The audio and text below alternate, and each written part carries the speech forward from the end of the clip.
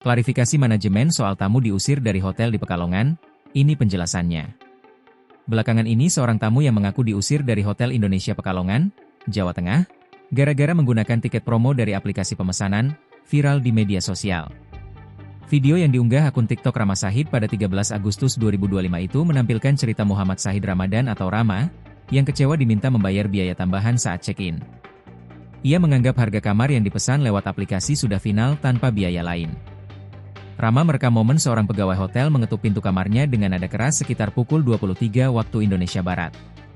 Rama mengaku memilih hotel itu karena alasan syariah dan harga promo yang murah.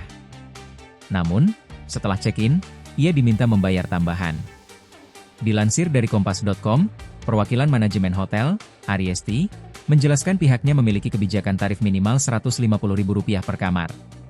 Dalam kasus ini, harga kamar yang dipesan Rama di Traveloka adalah sekitar Rp130.000 karena promo, sehingga ada selisih Rp10.224 yang harus dibayar di front office.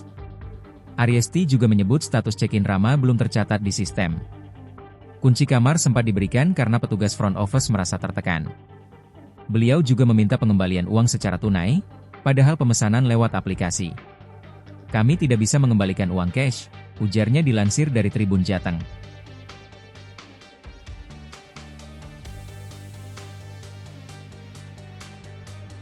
Download Tribun X sekarang, menghadirkan lokal menjadi Indonesia.